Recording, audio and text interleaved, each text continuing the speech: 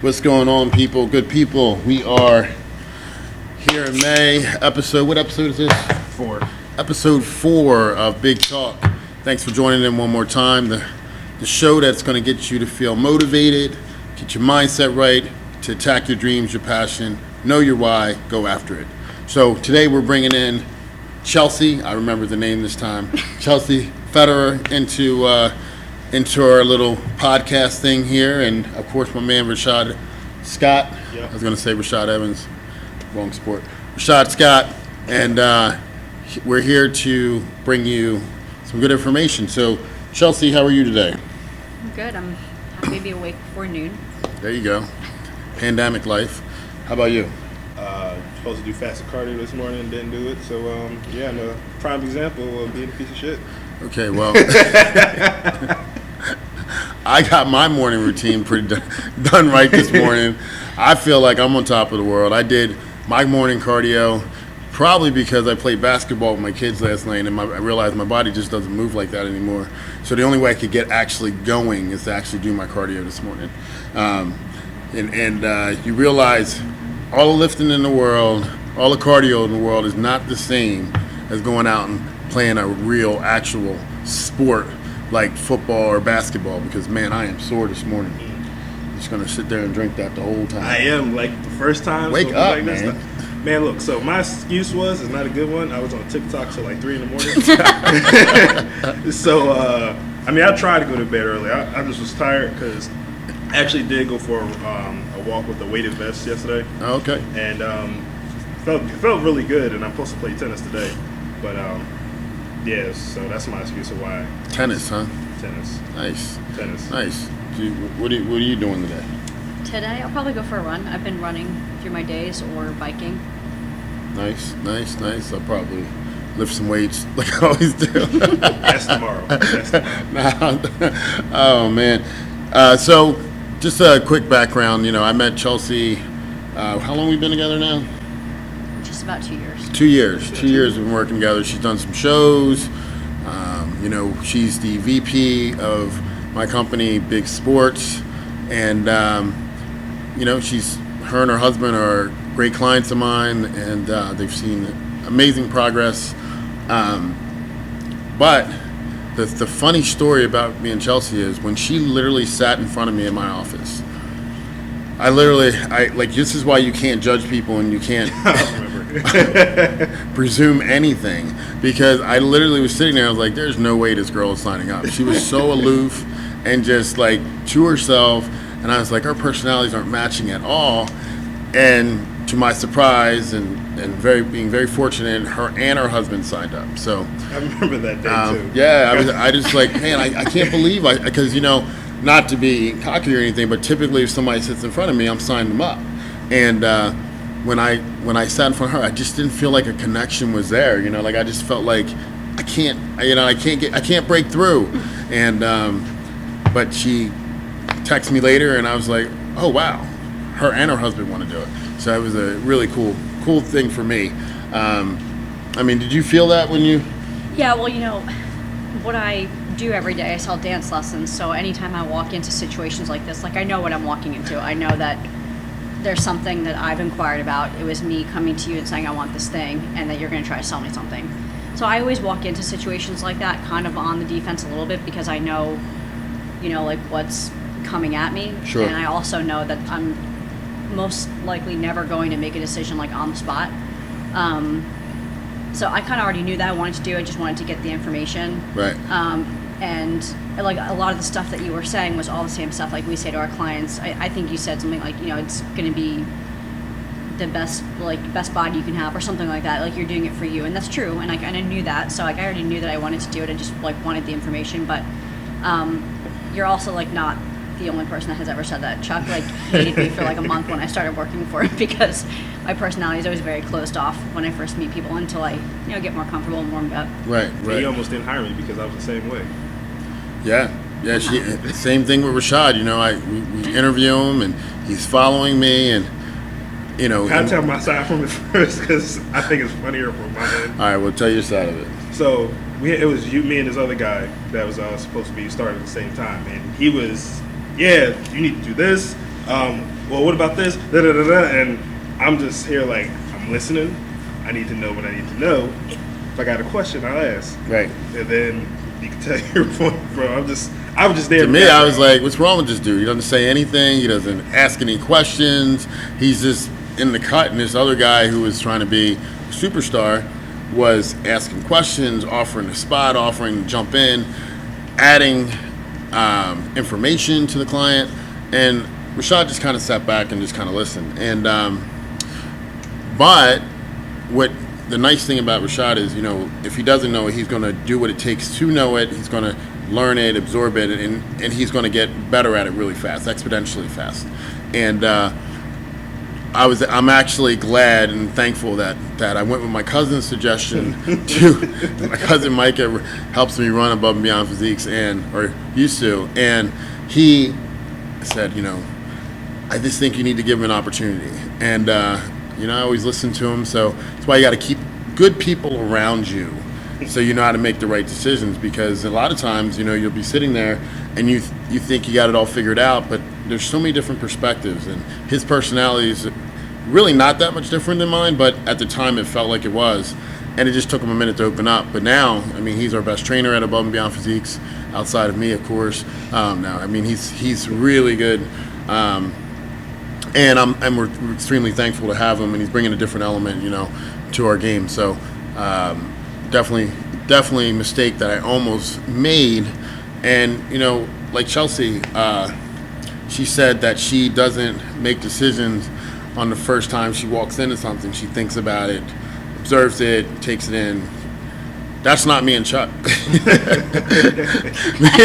So it kind of balances out a little bit, which is good, because me and Chuck are like, you know, I'm thinking about it, I'm doing it, no hesitation, we're going after it, deal with the consequences afterwards. And you know, that's the story of Chuck's life. Right. So they try to get me to buy a Jeep, yeah, which I'm still thinking about. But it's like, just buy it, figure it out after. I'm like, yeah, man, you know, like, well, you know, like me, I work better under pressure. So knowing that sometimes I'll stretch my limits a little bit because it makes me thrive harder to get it. And so far in life, when I've stretched those limits, I've always met them. And but everyone has a different motivation. Everyone has a different way of working. But for me, that's always worked. You know, for me, like if I want something, like my wife came to me and she's like, I want that house, and literally within 3 months we had the house, because without knowing how we were going to do it, we put an offer on the house, and they said, well, contingent upon you selling your current property or leasing your current or renting your current property, you know, you can have the house. And I'm not kidding you, like March, she said, I want a house. By May 17th, we were in the house. And it was the house we had wanted to get when we first got married, but we couldn't get it because we didn't afford it. And it was crazy, because in that time it was a whirlwind. It was like all this shit going on. You got to get everything ready for the banks, the mortgage, all this stuff, and all these things are happening, and we made it happen. Because I think sometimes when you stretch yourself, you just make yourself go after things. You don't have time to think. You know, you don't have time to go hesitate. You just go. And you know, if it meant I had to see 10 more clients, I had to get those 10 more clients. I just had to do it. And I think that's the beauty of, like, when you control your situation, which is what I always have always tried to do, is control my situation. Because if I can control, which is the beautiful part about being a trainer, the teacher, like if you want more, you just have to teach more. If you want more, you have to see more. But as long as there's people, that opportunity is there. Yeah, like even with today, like with everything going on, and it would realistically it'd be a great opportunity for me to get that Jeep now, because of all the deals and everything going on. Because like I told you, there was a deal where they defer the first 3 months and then pay the next 3 months. So 6 months of payments, and then if I sell my car, that's another 3 months. So that's 9 months of payments from now. Let's say if I bought today, from now till 9 months from now. Right. So, and then 0% APR or 0 down, depending on the company. And I was like, this would be a great time to do it, but X, Y, and Z, trying to get people back, and then all that. So I like working under pressure, but at the same time, where you just do it, I have to put too much thought into it. Yeah, I mean, but I like working under pressure, though. Right. Yeah, that's not what happened to me. I bought a car last year, and it was kind of like the guy I had no intention of buying a car. He just walked in the office like, "Hey, Dad, I need you to." I'm like, "What? You just talking about looking at the car? You come Yeah. My dad is my insurance agent, so he had to tell him that I was switching insurance. But he, it was funny. Like I went over there to get my oil changed, and my guy that I bought the last 4 cars from was like, "Oh, you got to check this car out. We just got it in, brand new." And I went in and I sat in and I rode in it, and I was like, "Man, this is nice." I was like, "All right, figure out the numbers, see what happens." And literally within 2 hours, he called me. I was like, all right. He was like, you don't even got to come over here. He brought the paperwork to me. I signed it. He brought the car over, and it was like, I didn't even know how to use anything in the car because we didn't have a formal tour or nothing. It was just like I drove it one time. And, but yeah, so not a whole lot less thought into that. But I mean, and then sometimes you sit there and you go, later on, you might look down at your budget and you go, shit, man, I really got to step up. But that drive and that process that makes you go, I don't have an option right now. It's like, I said, if you really want something, Tony Robbins say burn the boats, like get to an island, burn the boats. You have to make it happen on that island because there's no way to get off. And with situations, whether it's, like whatever's going to make you happy, because like having that car is not the end all be all, but having that car makes me feel good about driving to work in that car, and I wanted that car. And now when I'm in here busting my ass 12 to 15 hours a day, I got a reason for it, right? Like I don't ever feel like I'm doing it just running the rat race. I'm always accomplishing something or doing something for a purpose, So with your business, how's that factor in? Any of that stuff? I mean, it's a lot of the same. Being very busy and working under pressure does work better for me in the sense of like accomplishing things, and I operate much better with a routine, so it's much easier for me to work that way. But working for Chuck is a 25-hour-a-day job. Right, right. And doing all of the things that I need to do for all of his different businesses is tough because it's a lot of different mindsets I have to switch from, working for the dance studio to the supplement company to the dance competitions to the management property to this and that, and it is a lot of pressure, and that kind of does like make me operate better. Right. And I really am thankful for my time like working with him, because I'm learning quite a bit to stop thinking about like the what ifs, because that's what I always did. And sometimes we get frustrated with each other because I always say, well, what if this, what if that, what if the student doesn't want to do this and that. He always just says like, stop it, like just do it, we'll figure it out, we'll cross the bridge when we get there. And that's been kind of hard for me, but also I appreciate like learning that from him. Mm-hmm. But the pressure helps. I mean, right before we went to Ohio, I was doing that and doing stuff for the studio and prep, and that was when I was like doing the best with all of it. Yeah. And then it all went away. Yeah. Yeah, we were. So just to clarify, I don't know if I clarified it. I spoke with Chuck. She's talking to Chuck. Chuck's my business partner with Big Sports, and he also owns, was it Charles Danza Academy? Danza Academy. Danza Academy. So, which is a, prominent dance company that runs competitions all over the world, right? Like all over the world? Well, right now they're just in the U.S. In the U.S. But they're, yes. Okay, but they're world competitions, right? Yes, they're worldwide. They're world competitions. So he's my business partner, and so she's wearing a lot of hats, and it's really no different in what we do because, he's sometime our tech guy, he's sometimes, he's the podcast guy, he's the trainer, he's the, anything that we need to be done because, it's small business, right? So, you want to have definitive titles, but things happen during the day. You just have to pivot and turn and react, Yep. right? You have to, I think that's the key to being good in this setting and running your own business is you have to be able to react and pivot and not panic. Yes, like that's one thing I definitely learned since I've been here is you have to wear many hats if you want to be successful. Because like I told you last week, that I didn't realize I'm responsible for my part of Buff and Beyond Physiques, half of Biggie Athletics, and then YouTube, and then now with the podcast that we're going to put on other platforms. It's just, I didn't realize how much I was actually doing and how much I was responsible for because I just did it at Right. this point. Because like now it's just like, just keep the wheels moving, and then I have to stop. Then obviously with all this happening, I had stopped to reflect. I'm like, oh, I was doing a lot. Yeah, it's pretty cool. But then when you sit back and go, I have an opportunity for 4 revenue streams, not just Yeah. one.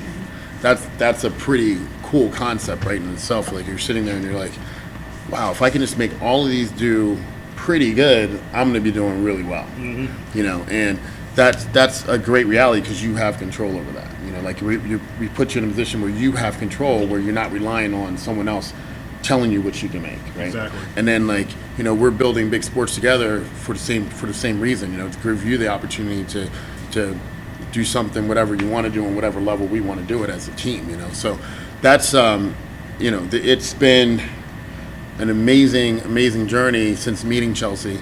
Like we went to the Arnold, and we've never really hung out or anything because she's just always been my client. But at the Arnold, we got to know each other, and we were training together, and you just see how driven, how she's just a strong person and overcome things and keeps going despite the challenges. And that's what I'm about all the time, is like perseverance. Just keep going. You know, like there's always going to be challenges. There's always going to be something to kind of try and halt your progress, but you have to overcome those things, work around them, and just keep moving forward. And even if it's not the right way, sometimes you just got to keep going, and you'll figure out the right way. You know, I think a lot of times I hear people go, I remember when I was first starting my business, you know, all these people were like, well, did you do this? Did you do that? Did you fill this out? And I'm like, no, man, I just went into the gym and said, I want to train you. And I trained one person, and because I trained one person, I'm training 10 people, and then all of a sudden I'm like, oh shit, I need to pay taxes.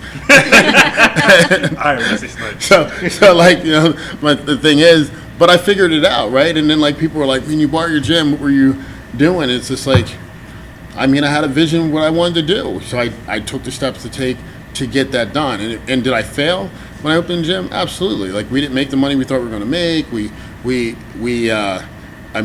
were able to merge with the training center, thank God, but which is this lovely establishment we're in now. But in that failure, there were so many lessons I learned, so many people I got to meet, and so many things I did accomplish. So, you know, it wasn't a total loss. It was a learning experience, and now when we do the next one, it'll be that much better, you know? Just gotta make it happen. That's what you say. Just got to make it happen. I mean, in regards to the next part. Well, what's the next part? You said when we do the next one. I'm just messing with you. Should have just let me keep going. Keep going, then. You sound like you It's too stopped. late, You man. paused. What's the next topic, man? So we got the gyms reopening. That's exciting. That's scary. Because during this pandemic, it's been a little bit nuts. You know, life's going to be getting back to normal. There's no normal. You know, and for me, I think I go, from a selfish standpoint, I'm not in a hurry for it to end because it's giving me so much more time with my kids than I normally have, right? Because normally I'd be at the gym all day and then trying to figure out where we're going to work in big sports, and then on the weekends we're going to shows. And right now, without any of that going on, it's like daddy daycare, man. It's like daddy time all over, and I'm loving it. But you know, obviously we're going to get back to the grind again, and everything's going to be up and running. And so how do you think it's going to be? How do you think people are going to be in the gyms? Oh my God, I don't even know, man. So I feel like there's going to be two type of people. There's the people who are willing to just go back to the gym at any means necessary, which is probably us. But then you also got the other half where I want to go back, but I don't want to be around these people. So like I want things to open up, but I feel like it's too soon. But at the same time, I need a place to work out consistently. So it's just like I'm really split down the middle how things are going to turn out. Because like some places are spiking back up, and some places aren't. So I'm really down the fence on that. Right. What about you? Yeah, I mean, I guess I agree as well. I'm on the opposite side of this. I don't have, clients to train. So on the opposite side, I want to go back to the gym, but I do feel like, people are getting anxious. So you're going to have, like you said, those people that have no regard and are just going to go back and don't care about things because, I've seen it already. I've seen groups of people out not wearing masks and refusing to do so because, whatever. But I also feel like it might be a little soon and that it's going to potentially be a problem. And then, it's tough. I know the governor's making a tough call if he opens up too soon and everybody has to shut down again. Everyone's going to blame him for opening up too soon. And if he keeps everything closed, everyone's going to, bitch and complain about stuff being closed for too long. There's really no win here.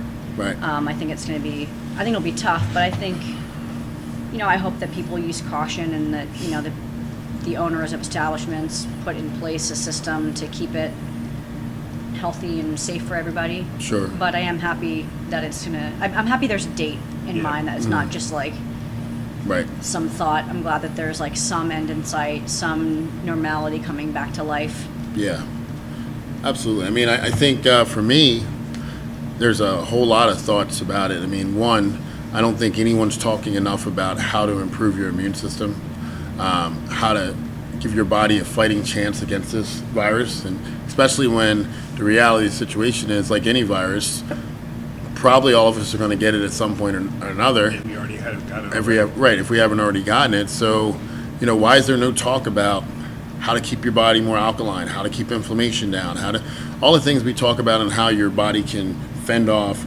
things like cancer and other major viruses. Like, why aren't we talking about those things? Like, no one's talking about those things. I was watching Joe Rogan last night, and they were he had this guy on. I can't remember the guy's name. He got corona and got over it in, I think, 6 weeks, and then his mom got it too, and she got over it in like a day.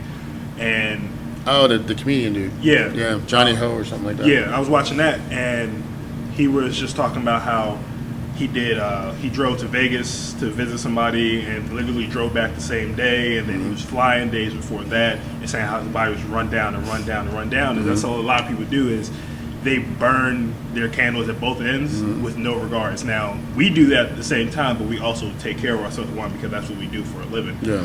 But a lot of people just don't do that. Eating bad, terrible sleep, definitely not working out, taking care of their bodies. I had a moment when I was doing my 5 a.m. workouts last year. It was horrible. And there was a point where I didn't get out of here until 11 one night. And then I got up at 3 the next day to come work out and do everything. And 2 days later, I was like sick as hell. Now, it was around the same time people were starting to get sick, so it could have been flu. Who knows? It could have been corona for all I know. But this was like November last year, and running your body down into the ground, just people are constantly still doing. Yeah. And with no regards. And they're fine with that. But then when they wonder why they get sick so often. Yeah, I think when one of the extreme examples of that is, salmonella usually takes people down for a few days, and they get sick and they get through it, and then they rehydrate and they're okay. My body was so run down when I was competing at a high level in 2016. We had done 8 shows that year, and so my body was just up, down, up, down, up, down, and we were traveling. It wasn't like shows in one area; it was like shows all over the world. And when I got salmonella, it hit me so hard because my body and my immune system was already so weakened. It hit me to a point where they thought I was going to die, and the reason why is because my body didn't have anything to fight with. It's so. I think the combination of being tired all the time and being run down, which is the story of my life when I'm working all the time, breaking your body down through training, and you're in like around different types of germs and bacteria all the time. That's just a breeding ground for some type of sickness or to catch this virus. So I think if we can talk about how to build up your immune system, get lots of rest, to make sure that you're eating the right way, then a lot more people will have a lot less be affected a lot less by the virus. Yeah. Awesome. So how has your body been affected by the pandemic? Well, primarily I don't have access to a gym like I did, and so in that sense, I'm not lifting the same at all, really. Right. But I am doing a lot more running and cardio, which I hadn't ever done. I was always going to the gym and doing like stairs or elliptical, so the running is a whole different thing. My stamina is going way up. Nice. As far as the diet, let's not go there. There's no diet. There's not much of a diet. It's just kind of like whatever, whenever. So that's been, that's just, personal struggle and whatever. So with that being said, do you feel like when they say you can't outwork a bad diet, that's true? I don't know. You tell me. I don't really know. as far as like anything I know with diet and exercise, I just do whatever you tell me to.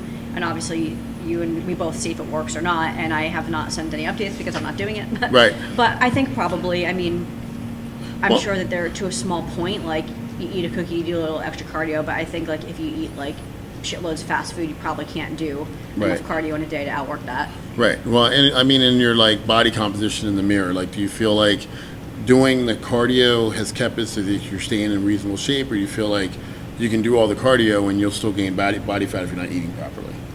I think yes. I think I'm still gaining body fat for sure. Not to mention the cardio is just really like the running is hard on my body and like my knees hurt. Yeah. So I also find myself like every other day doing just like a lot more walking than running, and then that also that's probably like a little bit more mental because I feel like the walking is not as effective, even though I know that you told me it is. So that's probably just kind of like a mental thing that also affects the diet and also my self-image when I look in the mirror. But yeah, I think that I'm definitely not able to outdo that with cardio. Yeah. Yeah. How about you? How's it affected you? My diet's been pretty decent in regards to doing the 75 hard thing I told you about, where you got to follow a diet, which I made a diet myself. Work out twice a day, no alcohol, which I don't do anyway, or fast food, and read a book and stuff like that. So me doing that is keeping me focused. Now, before, like halfway through this, I didn't have access to a gym at all, but now I'm working out with one of my clients at their studio, and I have access to it, but it's not like this, but it's still something. But I'm so used to, I guess, working out so hard that I'm trying to find a balance of, because like I said, I don't have you doing my diet, I'm doing it myself. Right. And the diet, but the balance between am I eating enough or am I not eating enough, and like I feel more fluffier. Like I don't feel out of shape or anything like that, but it's just like I don't feel like I did before this started. Sure. Because like I'm not saying I was as hard as I could possibly be, but I just felt stronger because I'm doing workouts. I'm not just like I'm gonna go run. Okay, I got a few free weights here. I can do that. Right. But actually, I just started doing that, so we'll see if that changes. But with everything opening up, might not have to worry about that. But I just feel softer. Right. You know? Right.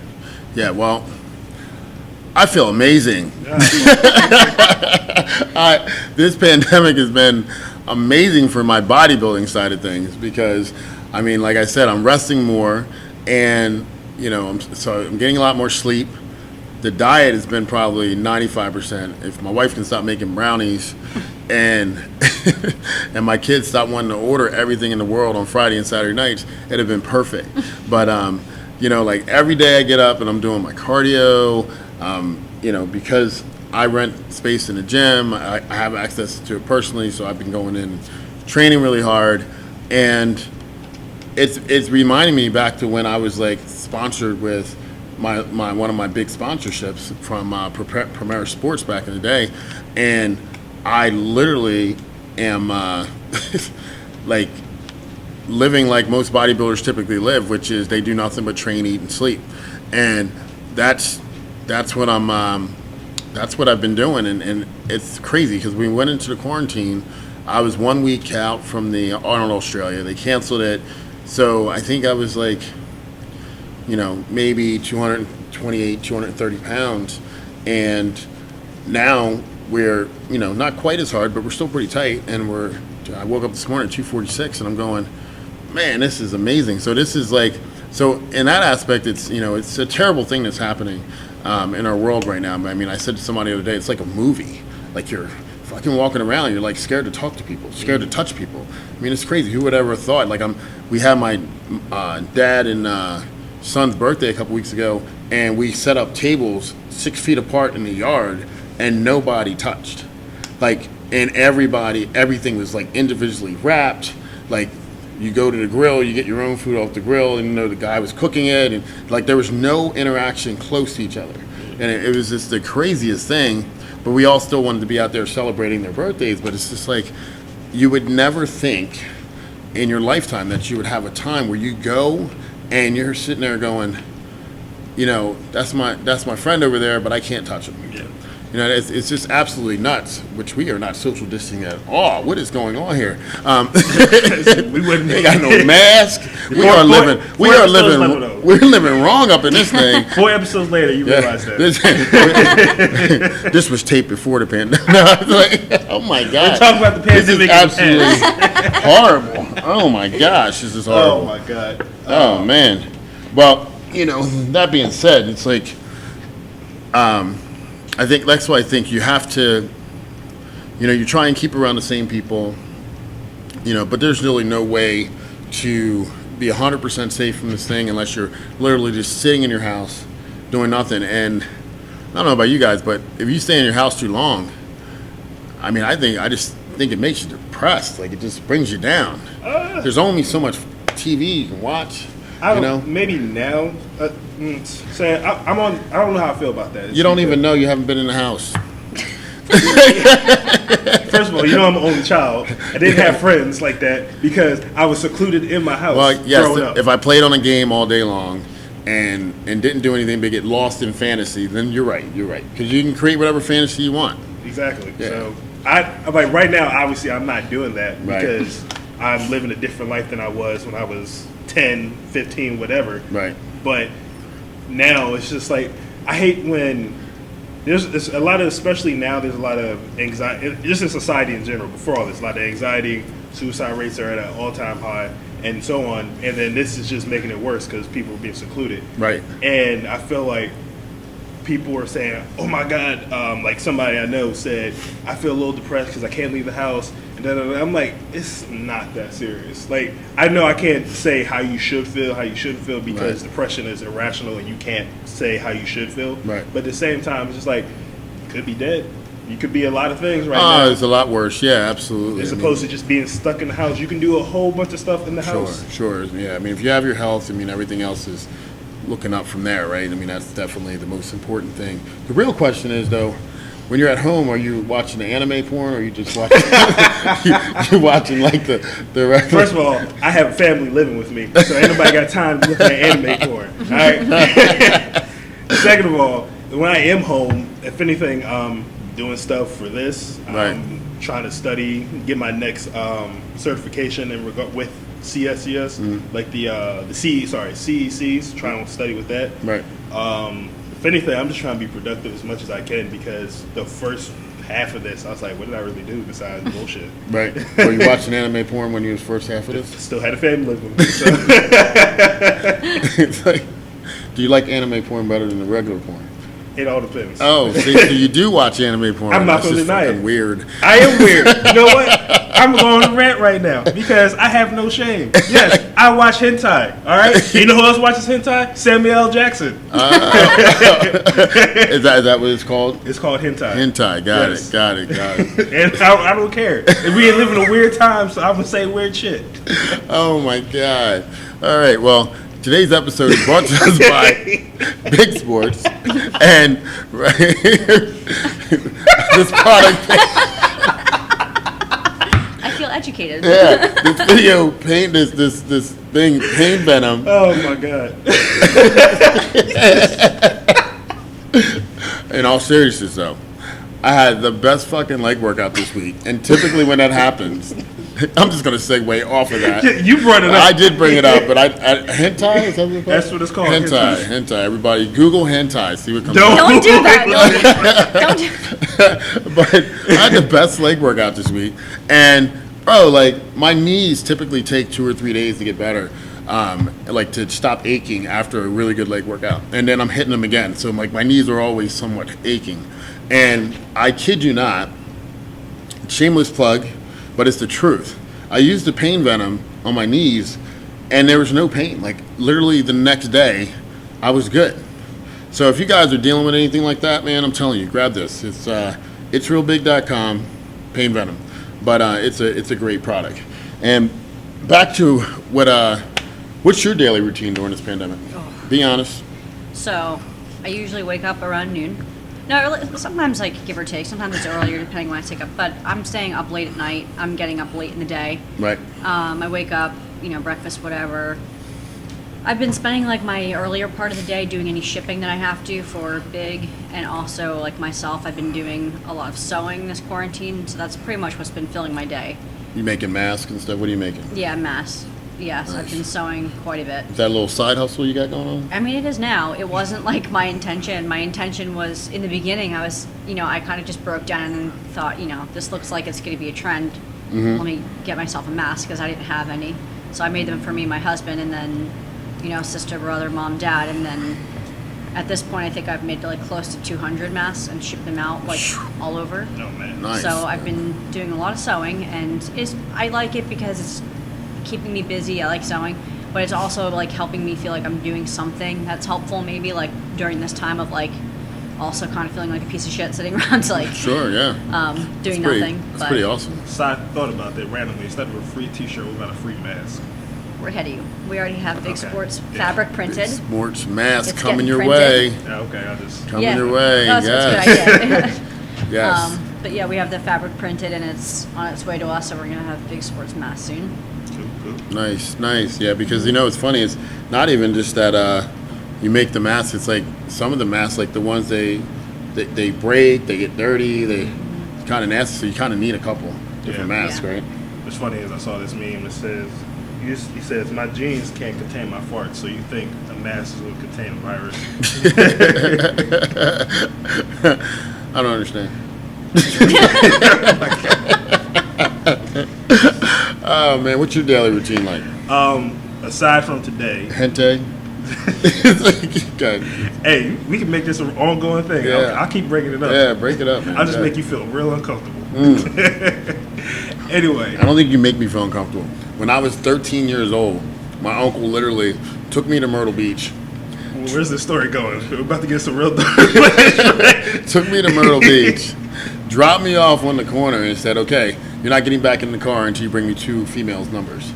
And What? yeah, like, I was like, "Yo, I'm 13, man. Like, I didn't even understand this." What? I was so nervous, but he would not let me in the car until my God. I got 2 numbers, And but it, and it's kind of twisted, but it made me the fear of talking to females is kind of gone. It's kind of fucked up, though. Very fucked up. That is not a good way to parent at all. But he was my uncle, and he was, yeah, man. And then like my cousin took me to Myrtle Beach one time, and just like she met with some guy, and then she just left me. And I was like 14. Now, mind you, I'm from Delaware. That's in South Carolina, and just left me. I'm walking around Myrtle Beach like, damn, But because I had the lessons from my uncle at 13, I wasn't that bad off. I was talking to people and had a good time. So Very subjective, but all right. yeah. What were you saying? My daily routine. Yeah, tell me your That daily does not routine. involve hentai. So what I try to do is get my fastest cardio out the way. Then obviously breakfast, make my bed, and I was trying to see if like I have a anterior pelvic tilt because I feel like my core and glutes aren't as strong as they should be. So now I'm doing a strengthening my core and glutes every morning to see if that makes a difference. And so far it is, because I feel like for my squats, my butt doesn't go out as far as it should. So that's helping a little bit. And then So your hip hinge needed work? yeah. Okay, got it. So tight working on that, just experimenting. And then study, and then whatever the day has after that. So like the first 4 hours are kind of structured. So go back to the exercise you're using. What is it like? Be detailed with the exercise so that the listeners can know what you're talking about. So for me specifically, when I'm doing, when we did my show and I got pretty lean, I held fat in certain areas, but then I noticed that my abdomen I had abs, but only when I brought my stomach in per the normal. But I just felt like they weren't visible. So I was just like, I know we lost a lot of weight. I know I could have did better, but I just felt like it wasn't that bad. So I just tried to see if I had lordosis, which I don't because it's not pushing out that much, which is pretty much your spine is pushing your abdomen forward and your hips back. So it wasn't that bad, but I was like, but I feel like my lower back is being worked a lot during my deadlifts, being worked a lot during my squats and stuff like that. So I wanted to see, so I've been experimenting. So the exercises I'm doing are strengthening my abs with a specific plank. So the plank is called RKC planks. So pretty much you get in plank position and you hold it, but instead of just holding it, you bring your core in and squeeze your glutes hard as you can, contract for 2 seconds, release, rinse, and repeat for 15 reps. And do that for about 3 sets.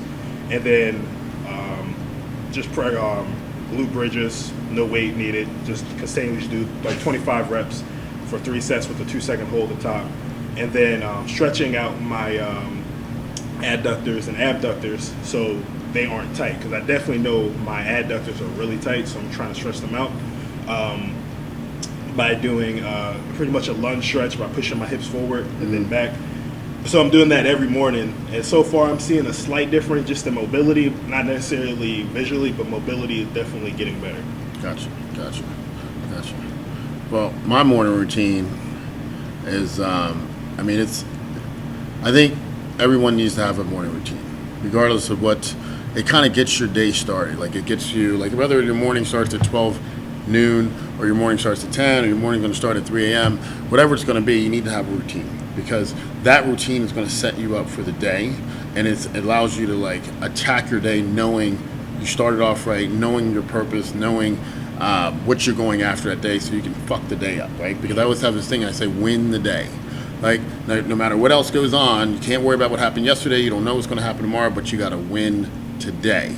And so the morning routine, if I'm lucky, starts with some loving with the wife, but then after that, I'm charged up, I'm going to do cardio, trying to get in, anywhere from 30 to, if I'm training that day, to 60 minutes if I'm not training that day, doing my cardio. And that's my time to think, that's my time to really try and learn. Like, if I might read, I may watch YouTube, sometimes I'll just zone out and just be listening to music, but it lets me clear my thoughts for the day, and it allows me to get I got so much going on in my mind all the time that's a way for me to kind of get clarity on how I'm going to pursue everything. And it's gotten to the point now where I use that time so productively to kind of organize things and get things right that I'm looking for. I like wake up excited to do cardio, whereas I used to hate cardio. And now I'm getting older and training hard, I kind of need the cardio to get moving, because it takes me a while to get moving in the morning. I mean, like, me and my friend talk about all the time, the hardest thing we do every day is getting up out of bed. And because everything hurts, right? You guys aren't there yet, but you will be soon. And especially if you train hard all the time. Like, I used to get up in 20s, 30s, no big deal. And actually probably up to like 41. But within the last 2 years, it's been, I can feel it. I can feel it a little bit, Do you but think that's because, like, after your injury, that you were kind of not laxed, but like you couldn't do much, and like that affected pretty much the progression of keeping it moving? Yeah, I mean, maybe, but I mean, like, we've been really consistent since July of 2019. We're in May of 2020, so we've been very consistent. There's been no days really missed. I mean, I don't think I've missed any weeks of training. I know I haven't, because I've been in prep with Chris Aceto since then. And all we've done is get better every week. Every week's getting better. And I don't really know that. I mean, it could be because I'm gaining weight again. Like, I'm like I said, I was 246 this morning. That's the heaviest I've been since 2018. Since before my surgery. So, your body's constantly, my body's constantly changing.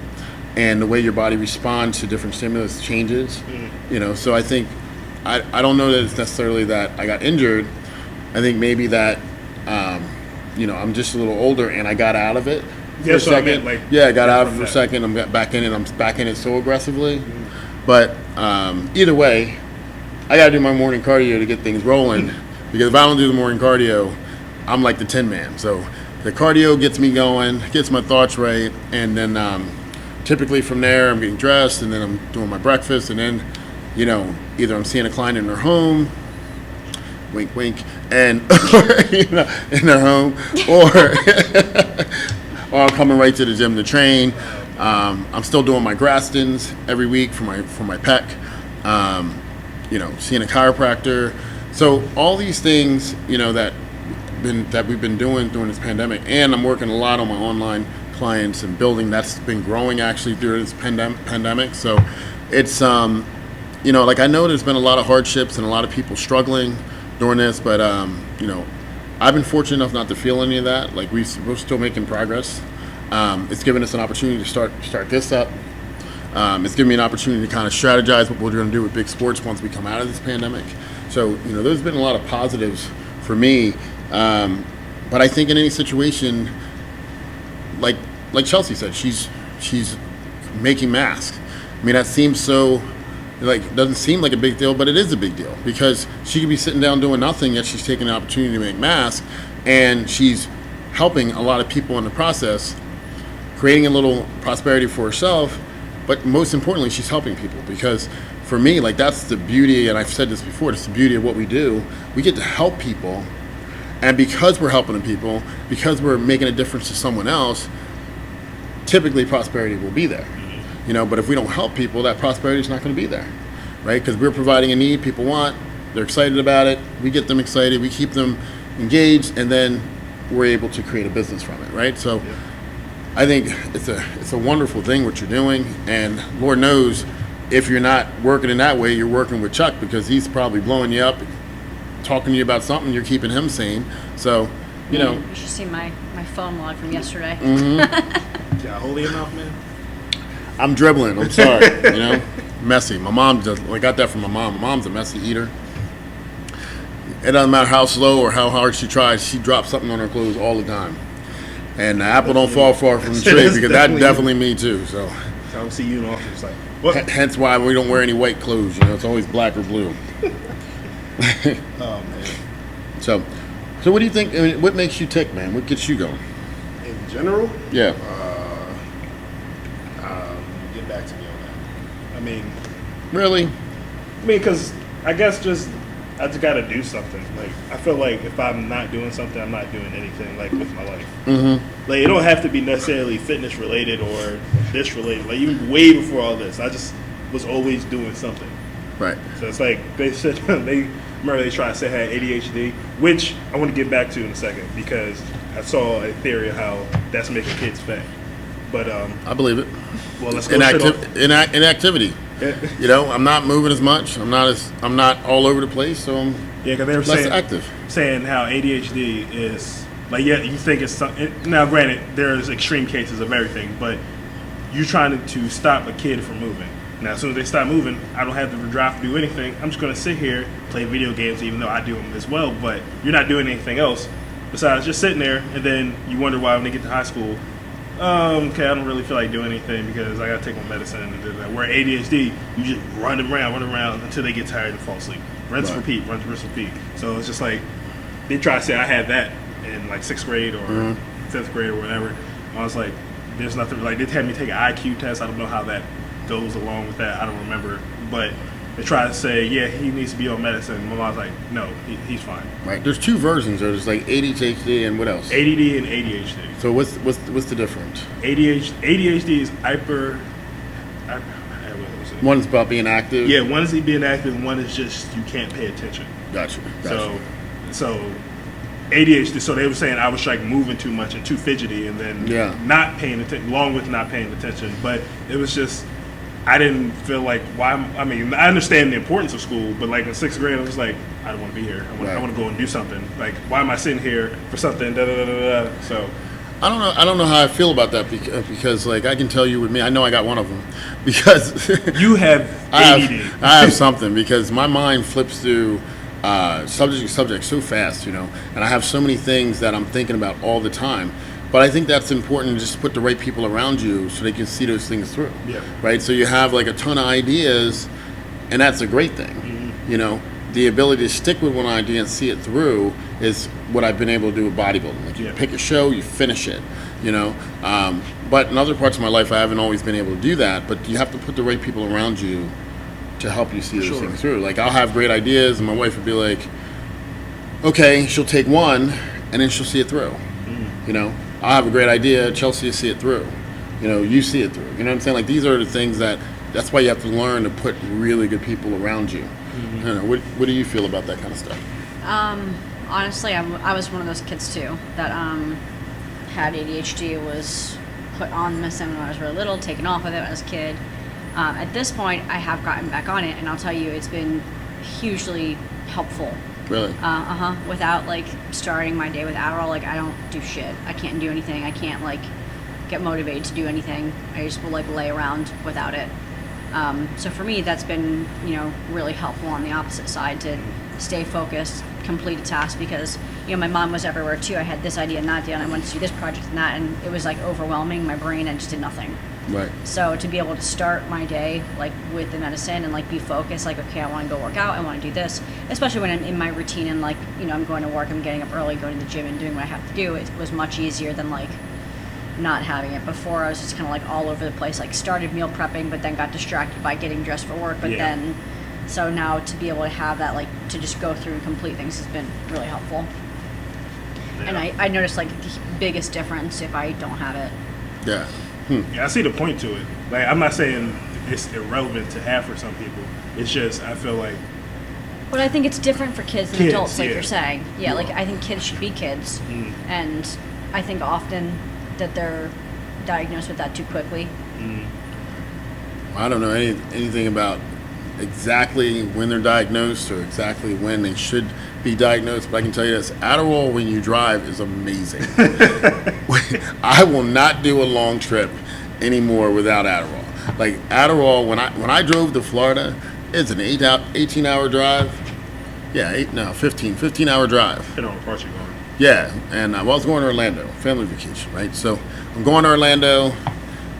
I can't tell you how many times my wife looks over and she's like, "Do you want me to drive yet? You want me to drive yet?" I'm like, "I'm good. I am good."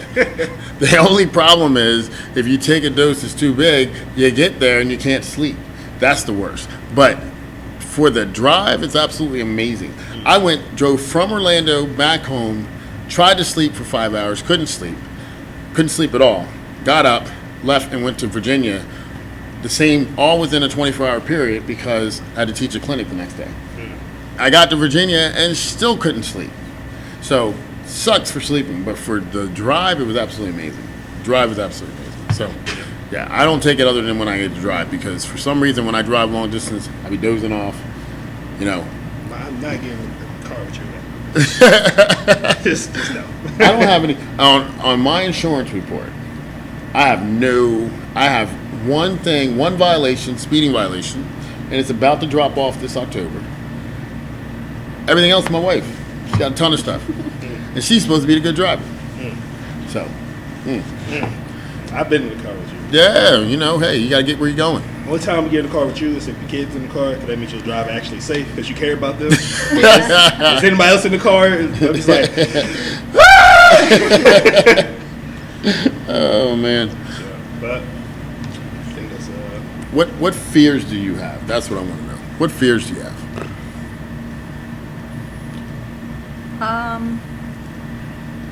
Maybe like, I would say getting to a point in my life where I'm like, what the hell did I do? Or like, did I do anything for anyone else?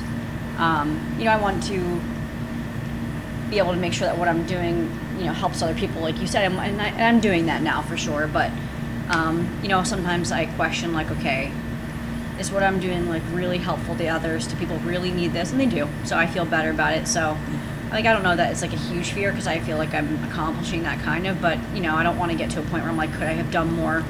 Right. Could I have accomplished more? I don't know. That's a hard one. Okay. Heights. Huh. Before you say, aren't you in the Air Force? Yes, I am. And I still have a fear of heights. Okay. All right. It's not like irrational where I can't do stuff, but it's still there. Did you ever have to jump out of a plane? No. Oh. And unless the plane is going down, I have no reason to. I always say, why jump out of a perfectly working plane? Fun. No. Have you jumped out of a plane? Yeah. Was it a good time? Yeah, it's really fun. Yeah, I hear it's exhilarating, right? It's like something adrenaline like never before. Yeah, it was. I did it a couple times actually. The one time I went, you can go from different altitudes. The second time that we jumped, I went from 15,000 feet, and that was like the difference between jumping from 10,000 feet and 15,000 feet is like night and day. It's insane. How so? It's just like a lot more free falling. But actually, it's funny because it's more, but it's like 5 seconds more. Okay. But it feels like a lot more, and more time like in the air. Like once you pull the chute, like you're up there, and it's just like a very crazy feeling. Everything's very, very quiet. But yeah, it was cool. It was fun. I'll do it again. My fears, I got two fears. One is actually being,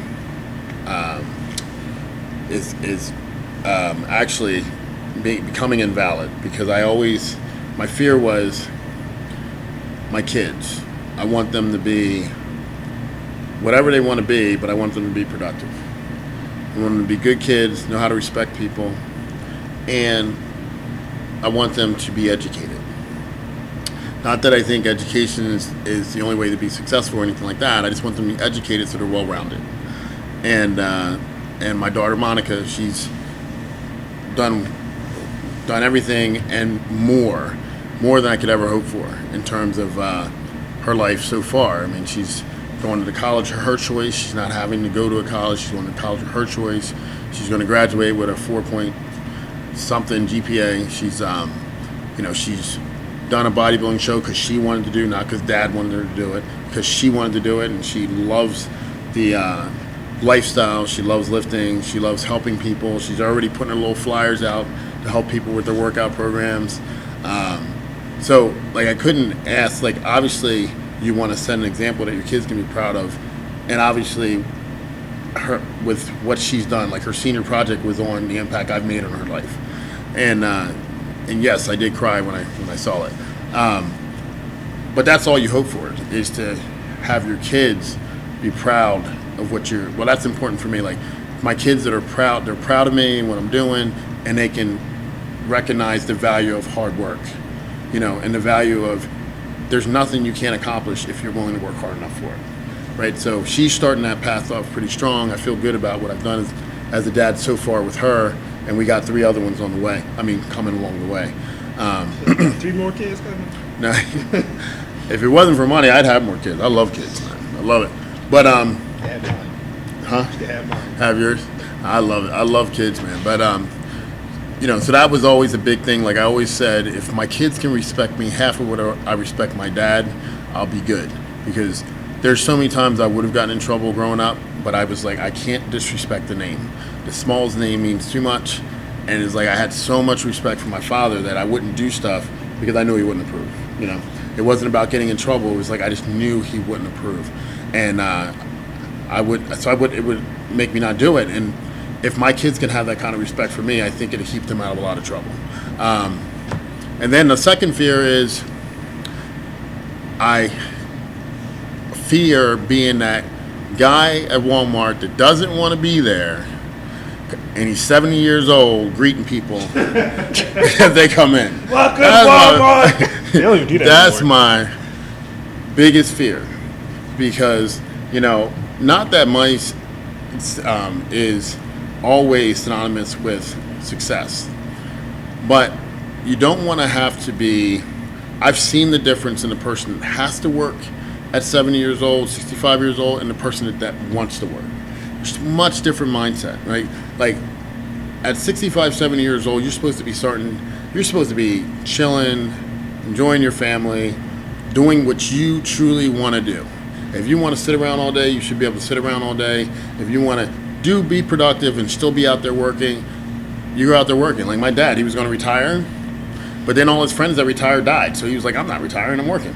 Right? It's like, because I think you have to have purpose still when you get up, right? But you're choosing that purpose. Yeah. I don't want to be forced in a decision where I have to work and do something I don't want to do at that age. I mean, I had this guy who was in his 60s, late 60s, serving me one time. And I'm just like, man. Yeah. And I did ask him, I said, hey, well, are you retired? But he's like, nah, we fell on some hardships, some things didn't go right, and so I still have to work. And I'm like, man, that would be really tough. Really tough, because you just, like I said, as you get older, you kind of want to be able to chill, relax, and kind of do what you want to do on your own terms. What sucks about that too is, without getting into depth with the government system and everything, it's like some people still have to, not necessarily because they did anything wrong in life. It's just like they got a job and they said, oh, you have your pension.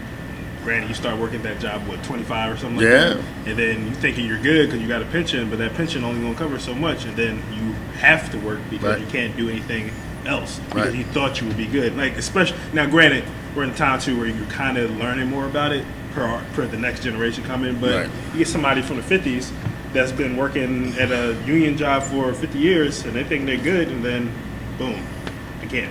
Yeah, well, with all these stimulus packages they're putting out there, man, ain't nobody gonna stop working. Everybody gonna have to work. There'll be no money to give to nobody. I'm gonna say this and I'm gonna let it go. The they pass that bill for the student loans, I don't even care about any more stimulus checks. Just give me that money, and I will be grateful. Because you can take my stimulus check back. You can not get any more. You give me student loan relief. Good. Yeah, that'd be real nice. Yeah, that was also a big thing for me too, is making sure my daughter didn't have to have student loans coming out of college, man, and she's not going to have to, and that's a huge victory for me. Saw a video saying this lady has $200,000 worth of student loans. That's crazy. She'll be paying that for the rest of her life. And she said her student loans are the same amount of money as her rent. That's crazy. That's crazy. And don't have a job from that degree either. Oh, that's terrible. That's terrible. Not because she didn't look for one. It's just they weren't hiring. Right. But that's another topic for another day. Yeah, I mean, at the end to end, man, I think that's a good way to segue into understanding. Like, it's really important, and I've said this a million times, it's really important to not do things for money. Like, everyone knows, what does it matter if you're a lawyer making $600,000 a year if you can't spend it and you don't love the job, right? Like, if you don't have any free time to spend the money or any free time to enjoy with your family or the ones that you love, what's the point of making that kind of money? Like, your life's still freaking miserable. Like, if you don't love what you do, you will be miserable. And that's not any way to live. That's not living, no matter how much money you make. There's a guy making $40,000 a year who loves his life and loves what he's doing, and he's living life better, more successfully than the guy making $600,000 because that guy hates his life. And he's always stressed, and he's going, why did I get into this? But he's too far in now, and he can't get out. So I stress this all the time to my kids. In life, always make decisions based on what you love to do. And if what you love to do is not enough to pay your bills or pay your rent, then you have to do other things, that's fine, but make time to do what you love to do, because that's what's ultimately going to make you happy, and that's ultimately going to make you get up in the morning ready to attack the world and win every single day. So that's us for this week. Thank you, Chelsea, for coming on. Thank you, Rashaad, for being who you are. Yeah. I'm Fred Biggie Smalls. Thanks for listening. Peace. Hentai.